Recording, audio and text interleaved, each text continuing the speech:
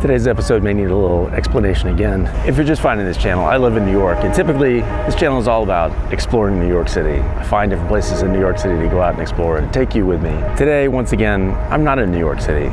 It's another special episode, and I'm back in New Orleans. People seem to like that last New Orleans episode so much that I'm here again, so I figured let's do another one. As of right now, it's still pretty early, and it's a foggy morning, which is kind of fitting for what I thought I'd focus on today.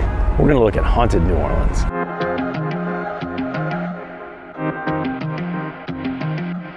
Right now I'm standing next to Jackson Square. It's so early it's not open yet. We've also got the St. Louis Cathedral right here. St. Louis Cathedral is the oldest continually operating cathedral in America. And it was home to two of the most respected religious figures in New Orleans, Père Antoine and Père Dagobert. Père Antoine was revered for dedicating his time to helping prisoners and enslaved people. Dagobert was known for his popularity and his socializing. In terms of hauntings, I should preface this with saying I've never seen any of this stuff. It's all just tales that have been handed down, and maybe they're true. So Père Antoine is the most commonly seen spirit here around the cathedral. He allegedly appears during midnight mass, holding a candle and singing songs. There are other ghosts that show up here too, like Delphine Lalaurie. We'll talk about her later. Cathedral's right here. Right next to the cathedral, the alley on this side of the cathedral is Père Antoine Alley.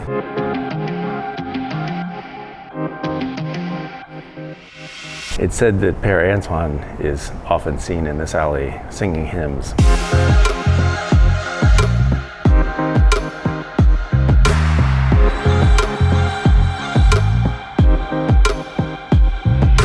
The alley on the other side of the cathedral is known as Pirates Alley, and it's said that the spirits of pirates like Jean Lafitte can be seen here. They used to sell their goods along the fence of this alley, allegedly. In the same alley, we've got the Faulkner House books right here. This is a space where William Faulkner himself lived in the city, and it's allegedly haunted by the author himself.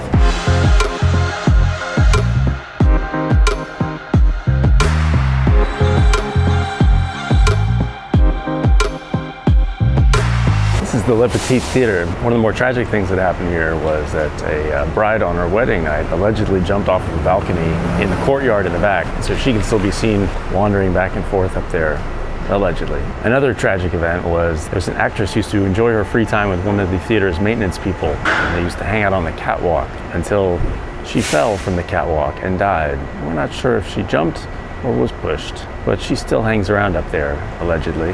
There's also a spirit of a former theater manager who haunts his old office. He's not a very nice one, allegedly. And then there was the ghost of a nun who appeared during one of the plays and slapped some of the actors after they had said bad words, allegedly. So that Petit Theatre.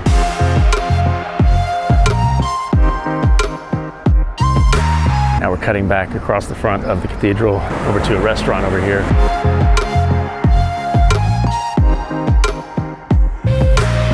Muriel's on Jackson Square, and the story goes that the person who built it had just completed his dream house, and then in 1814 he betted in a poker game and lost. He was so upset that he jumped off the balcony and killed himself, allegedly. They've even left a seance room upstairs so you can talk to him. The garbage truck just pulled up, but visitors at Muriel's say they experience eerie sensations and hear noises and stuff. The restaurant actually keeps a table open for the spirits every night, allegedly. Let's move on. I went the wrong way. I'm gonna go this way.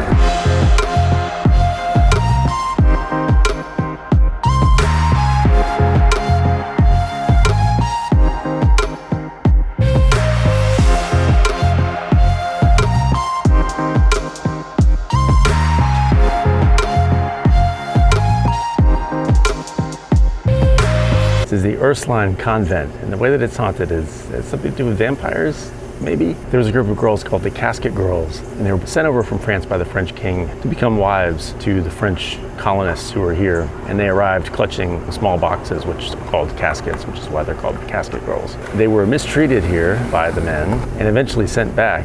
The nuns had taken them in and they ended up staying here. Their caskets were locked in the upper floor by the nuns, and when they went back to retrieve them later, they found them to be empty, allegedly. And then there was talk of vampires and maybe some ghost hunters died on the street outside, allegedly. It doesn't seem like there's a whole lot to support all of this, but it's a good story. The Ursuline Convent.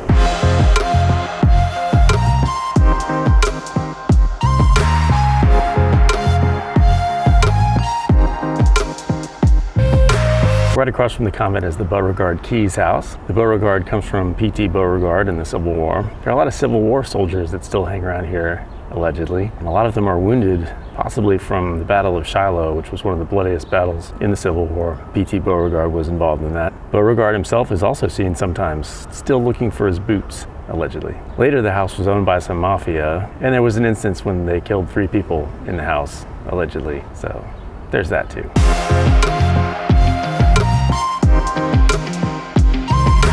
There's a nice garden attached to the house too.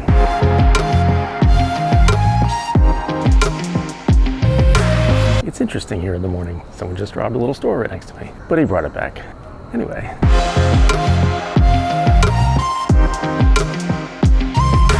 This is the Laurie Mansion, which is one of the most haunted places in New Orleans, allegedly. Delphine Laurie had a bunch of slaves and treated them brutally. As the legend goes, one of the slaves was chained to the stove and started a fire, and when people came to put out the fire, they saw all the rest of the slaves and how awfully they had been treated. All the people in the community rose up and attacked the house, try to save the slaves, or something like that. So apparently it's the spirits of a lot of the slaves that are still there, allegedly. More recently, in 2009, Nicolas Cage purchased the house, but then went into bankruptcy and lost it. Some say that it's the curse of the house that ruined him, allegedly.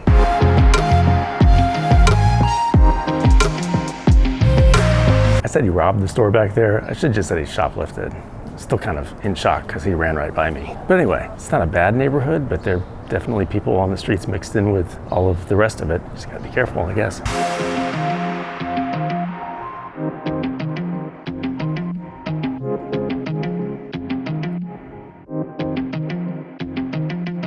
This is Jean Lafitte's blacksmith shop. We saw it last time we were here in New Orleans, but it might be haunted, allegedly. So it was originally constructed as a residence probably in the 1770s during the Spanish colonial period here in New Orleans. It's said that Jean Lafitte may have buried his treasure on the property somewhere. So there's that. And some have said that the spirit of Jean Lafitte actually is still here, allegedly.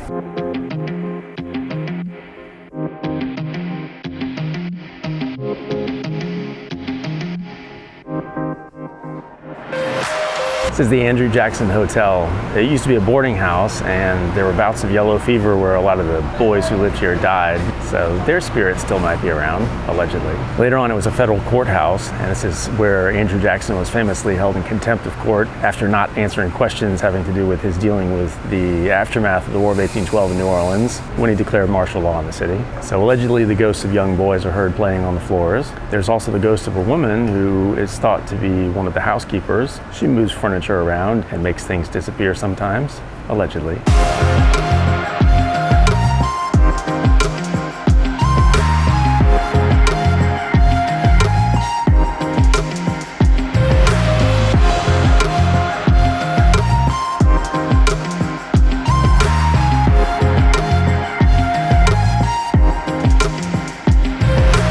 This is known as the Sultan's house. I don't speak French, so I'm going to butcher the name, but the Gardette-LePretre or something like that house. There's a tale of a gruesome murder here. The guy who owned the house used to have lots of parties. There was a bad storm, and after the storm, someone walked by and discovered a river of blood flowing from under the door, and lots of people had been killed inside, allegedly. There's not much evidence that this actually happened, though, but it's a good story. There are a couple spirits that might be here, though. There's a Confederate soldier who hangs around, allegedly. He walks around in his military uniform. And the second is the spirit of a woman who used to live in the house at some point, allegedly. So yeah.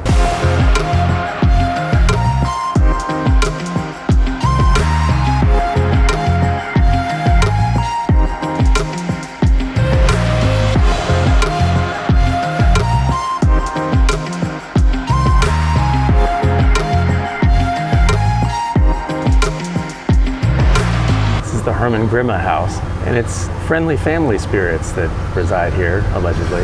They've been known to heat up the house on cold days and cool off the house on warm days, and they make the house smell nice, like roses and stuff, allegedly. It's also said that there are ghosts of some of their slaves here, and they straighten things up and take care of stuff. And there's a couple who appears in 19th century clothing, and often people on tours here think that they're part of the tour, but the tour guides chuckle to themselves because they know better. The only unfriendly ghosts in the house, apparently, are those of Union soldiers. There's someone opening a window right now. Since the house is owned by slave-owning aristocrats, the Union soldiers aren't too happy about that, so they hang out here, allegedly. The Union soldiers tend to swat at guests that enter the cellar, and there are still some bullet holes left over on the walls in the stairwell where they took target practice a while ago, allegedly. And now we're on Bourbon Street.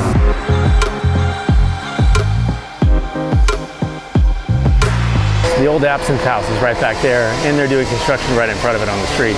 So I'll stand over here for a minute. The old Absinthe House is a bar, and during the War of 1812, it said that Andrew Jackson enlisted the help of Jean Lafitte, and this is where they had their meeting. So it said that the ghosts of Jean Lafitte and possibly Andrew Jackson are both seen there, allegedly.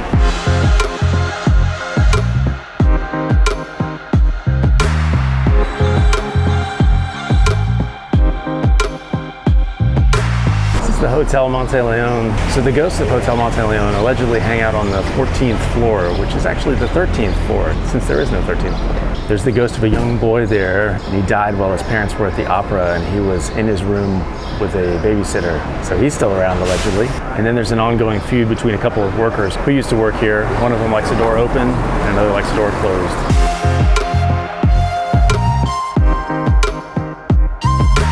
This is the Napoleon House. Now it's a restaurant. The story goes that the mayor in 1800 built this in order for it to be the finest house in New Orleans because he wanted to rescue Napoleon Bonaparte from exile. The rescue apparently would have involved people like Jean Lafitte, but they learned about Napoleon's death 3 days before the mission was supposed to be launched to go rescue him. So that didn't work out. This might have also been a Civil War hospital because there are lots of Civil War spirits here, allegedly. And there's a ghostly woman who sweeps the second floor, allegedly. It was also a speakeasy during Prohibition, and there are still the spirits of patrons there who want to have a good time and take glasses out after the staff have put them all away, allegedly.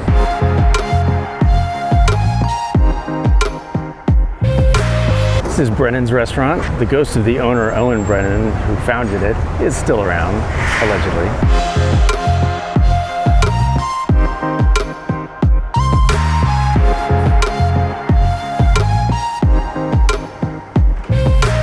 Another restaurant right nearby is Antoine's, and they're getting a delivery right now. The spirits that are still here, allegedly, are the founder, Antoine Alciatore, which I'm probably saying wrong. He's still around, and one of the waitresses that used to work here is still around, allegedly. People say they may have secretly been together in life because they're seen together as spirits. People also say they hear them calling out each other's names, allegedly. All right, I gotta wrap this up.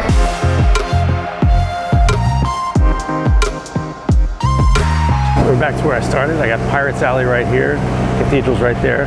The reason I started here is because I'm actually staying at the last stop on my trip here.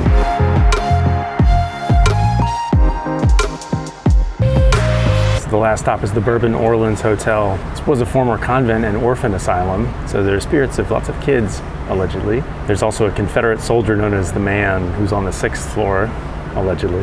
And then there's the ghost of the lonely dancer that's seen in the ballroom that's right up there underneath the chandelier dancing, allegedly. All sorts of stuff. It's a nice hotel too.